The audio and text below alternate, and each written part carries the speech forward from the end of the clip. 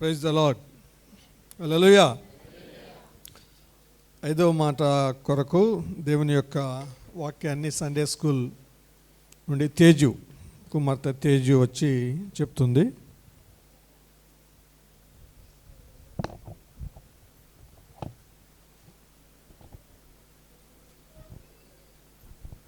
అందరికీ praise the lord. నా పేరు తేజు. యేసు సిలువలో పలికిన ఐదవ మాట, నేను దప్పిగొనుచున్నాను. యోహాను 19:28. Very good. పాట కొరకు sister Sushma sister and Manasa sister, ఇంకెవరమ్మా? Mary Sundar, Jessica.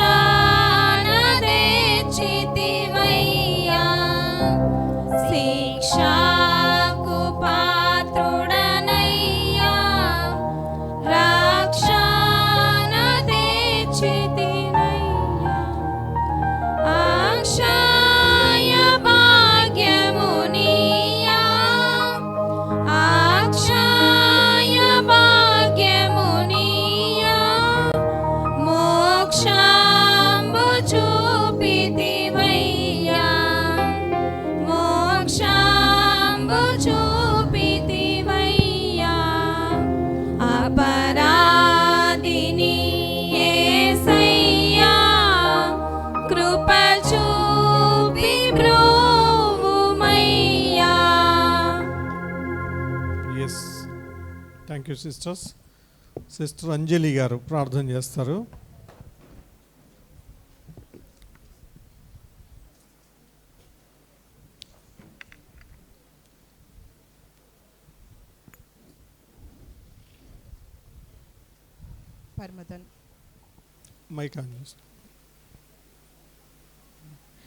పరమ తండ్రి, మీకే స్తోత్రం.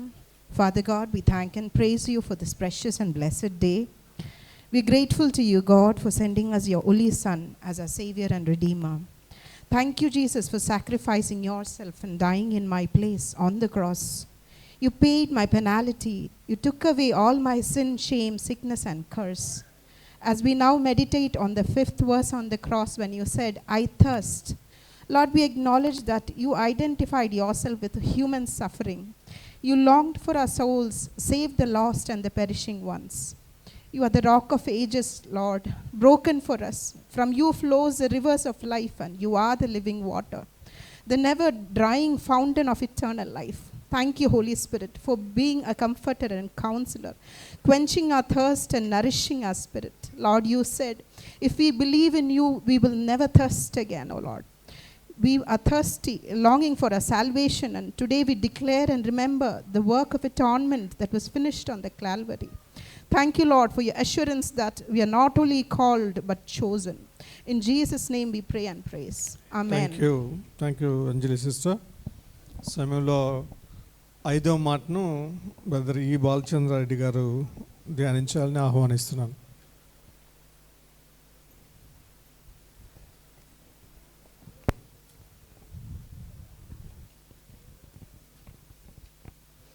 అందరికీ శుక్రవారపు శుభాభినందనలు.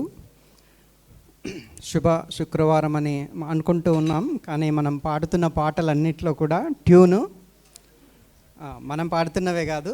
శుక్రవారం సందర్భంగా ఈ అకేషన్కి వ్రాయబడిన పాటలన్నీ కూడా సాడ్ ట్యూన్తోనే ఉంటూ ఉన్నాయన్నమాట. కానీ సువార్త అర్థమైన వారికి మనకు తెలుసు ఇది ఎంత సంతోషకరమైన దినము అనేది. రైట్, మనం ఇందాక చదువుకున్నట్టుగా యోహాను సువార్త 19వ అధ్యాయం 28వ వచనం. అటు తర్వాత సమస్తమును అప్పటికి సమాప్తమైనదని యేసు ఎరిగి లేఖనము నెరవేరునట్లు నేను దప్పిగొనుచున్నానను. యేసు ప్రభు పలికిన 5వ మాట ఐ థర్స్ట్, నేను దప్పిగొని ఉన్నాను.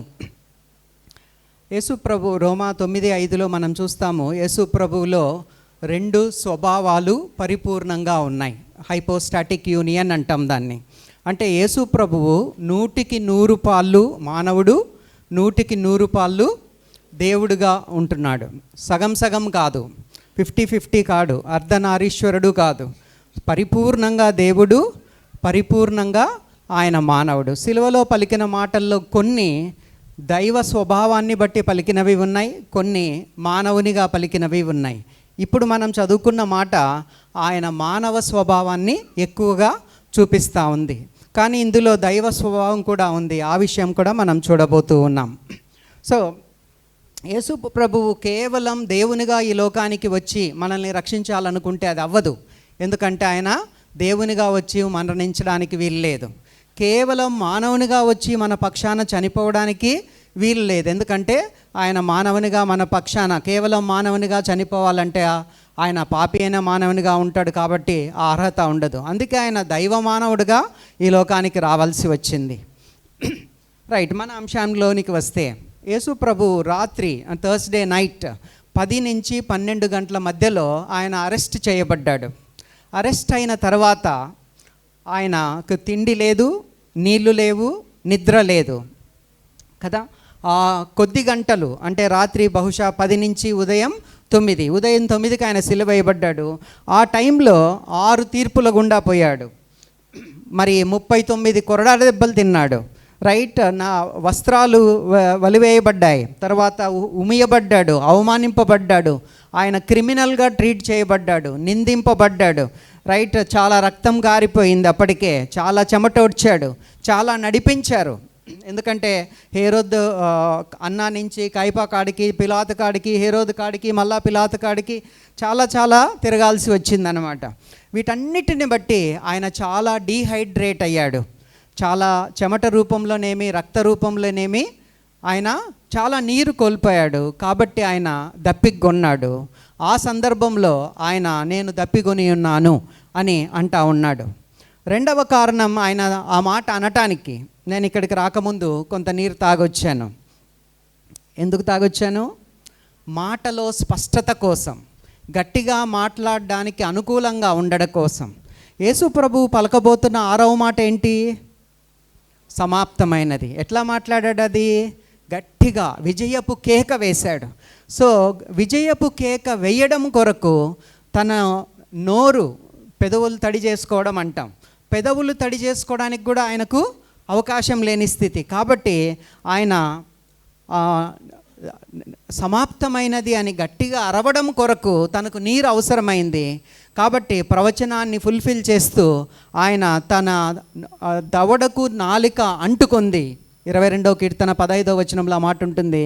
అది నెరవేర్పుగా ఆయన నోటిని సరిచేసుకోవడం కొరకు ఆ మాట అంటూ ఉన్నాడు. ఇది రెండవ కారణం. మొదటిది డీహైడ్రేషన్ అయితే, రెండవది 6వ వచనం పలకడం కొరకు, కేక వెయ్యడం కొరకు ఆయన ఈ 5వ మాట పలుకుతూ ఉన్నాడు. జాన్ 19:30లో హీ రిసీవ్డ్ ద డ్రింక్ అని వ్రాయబడి ఉంది. అంటే ఆయన చిరక పుచ్చుకున్నాడు. ఏమిటితో పుచ్చుకున్నాడు? చేతులతో కాదు. చేతులు ఆల్రెడీ సిలువకు వేయబడ్డాయి కాబట్టి చేతులతో కాదు, ఆయన తాగాడు. అంతకు మునుపు మత్తయి 27:34లో ఆయన తాగలేదు అని ఉంది. తృణీక వద్దన్నాడు. ఏది వద్దన్నాడు? అప్పుడు చేదు ఇచ్చారు, చిరకతో పాటు చేదు ఇచ్చారు. చేదు తాగితే ఏమవుతుంది? ఆయనకు నొప్పి తెలియదు. మనందరి కొరకు ఆయన నొప్పి కలిగిన సిలువ గుండా వెళ్ళాలనుకుంటున్నాడు, నొప్పి లేని సిలువ గుండా కాదు.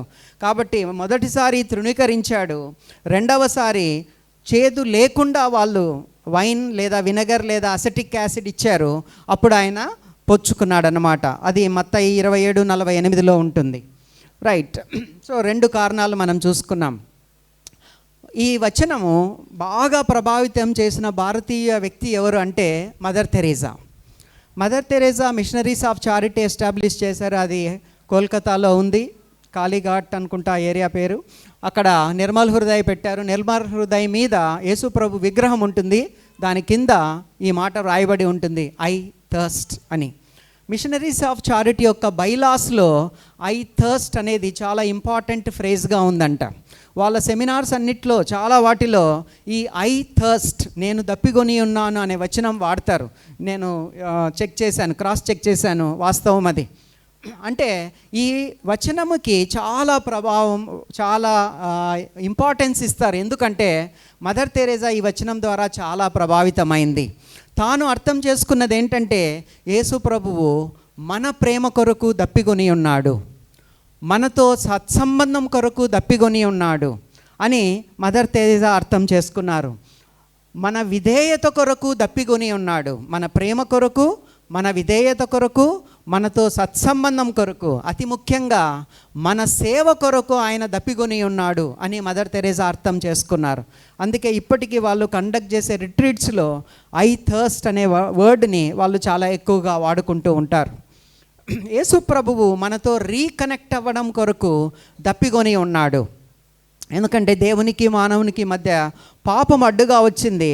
రీకనెక్ట్ అవ్వడం కొరకు ఆయన దప్పికొని ఉన్నాడు. రైట్. యేసు ప్రభుకి 3 క్రెడెన్షియల్స్ ఉన్నాయి. కాదనలేని 3 సత్యాలు ఆయన జీవితంలో మనకు కనిపిస్తాయి. మొదటిది, యేసు ప్రభువు చరిత్రను ప్రభావితం చేసినంతగా మరెవరూ చరిత్రలో ఆయనలాగా చరిత్రని ప్రభావితం చేయలేదు. 1 సాలిటరీ లైఫ్ పోయం అని కొట్టండి, మీరు యూట్యూబ్లో చూస్తారు, ఒక చక్కని పోయం. నేను దానికి సంబంధించింది కాదు కానీ ఒకటి చదువుతున్నాను. It is universally admitted that Christ taught the purest and sublimest systems of ethics, one which throws the moral precepts and maxims of the wisest men of antiquity far into the shade. Joseph Klausner ఒక యూదు రచయిత యేసు ప్రభు గురించి చెప్పిన మాట. ప్రపంచ చరిత్రలో యేసు ప్రభువు ప్రభావితం చేసినంతగా చరిత్రని, మనుషుల్ని మరెవ్వరూ ప్రభావితం చేయలేదు.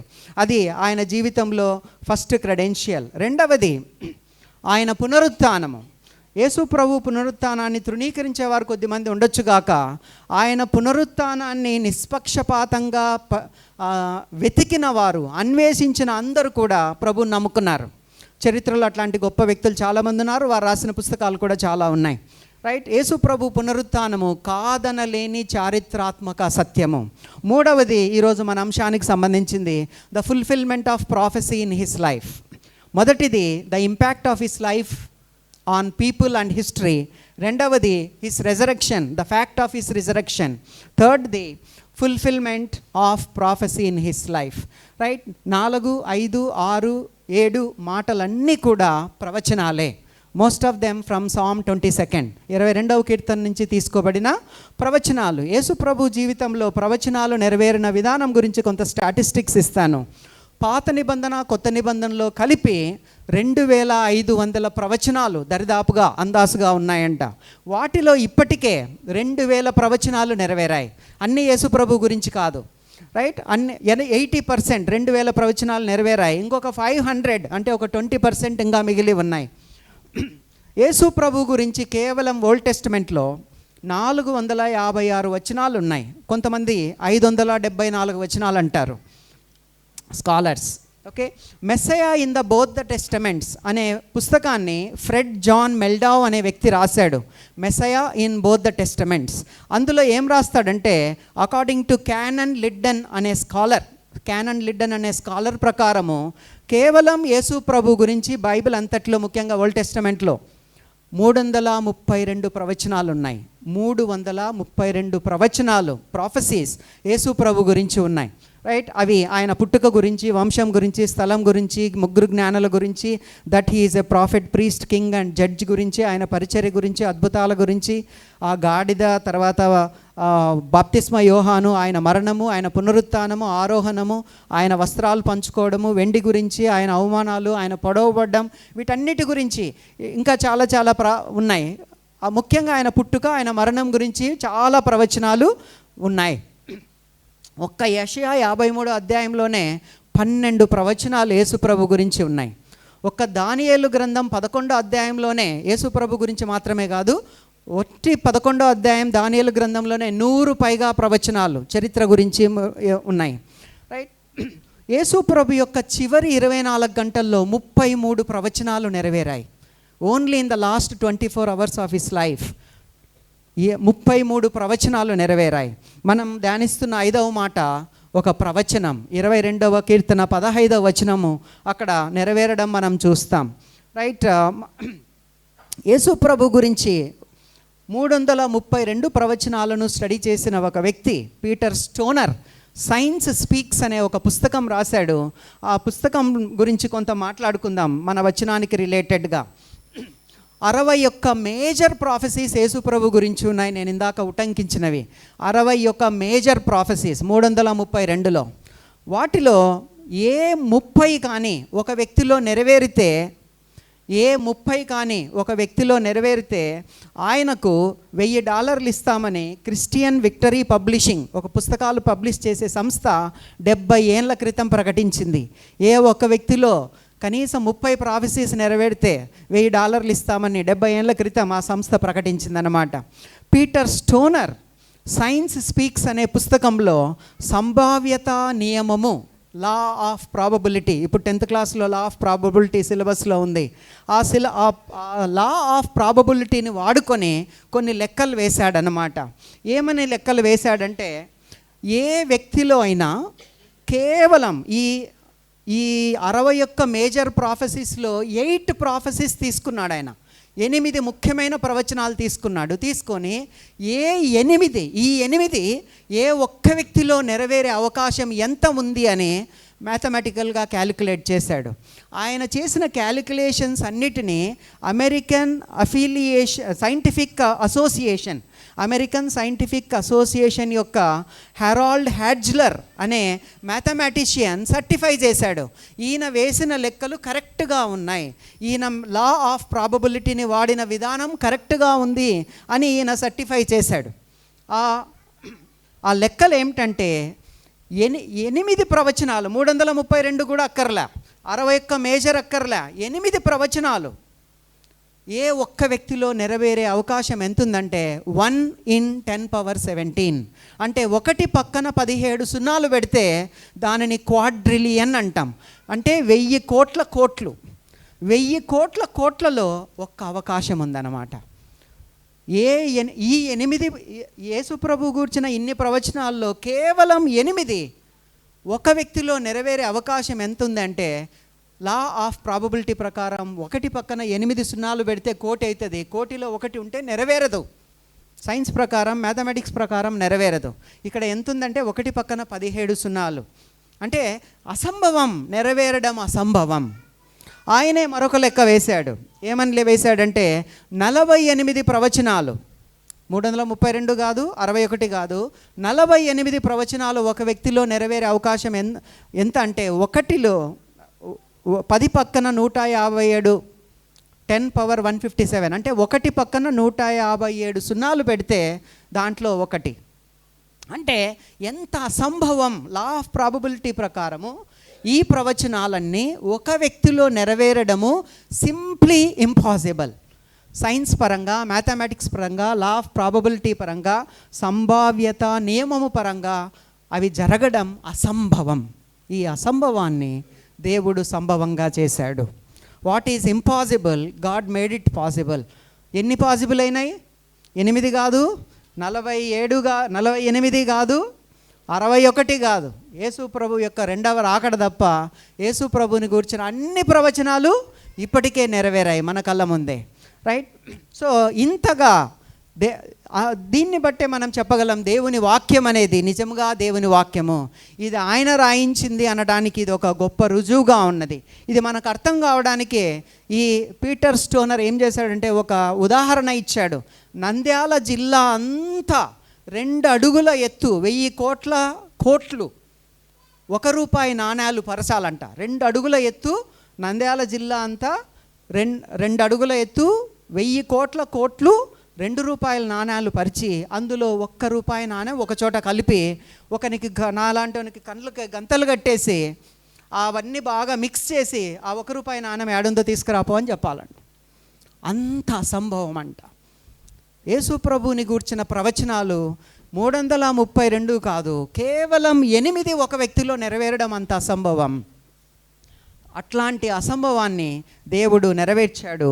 మనం ధ్యానిస్తున్న వచనం Psalm 69:21లో Psalm 69:21కు నెరవేర్పుగా ఇక్కడ జరిగింది. ఒకసారి మనం అపోస్తుల కార్యములు 3:18 నేను చదివి వినిపిస్తాను.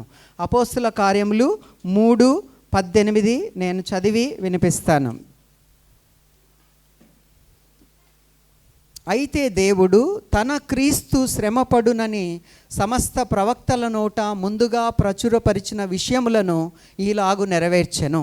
తన క్రీస్తు శ్రమపడునని సమస్త ప్రవక్తల నోట ముందుగా ప్రచురపరిచిన విషయములను ఈలాగు నెరవేర్చెను. ఆయనే ప్రవక్తల ద్వారా పలికాడు, ఆయనే వాటన్నిటినీ నెరవేర్చాడు. అలాగే అపోస్తుల కార్యములు 13వ అధ్యాయం 28వ వచనం, ఆయన యందు మరణమునకు తగిన హేతువేదియు కనబడకపోయినను 13:29 వారు ఆయనను గూర్చి వ్రాయబడినవన్నీ నెరవేర్చిన తర్వాత ఆయనను మ్రాను మీద నుండి దింపి సమాధిలో పెట్టిరి.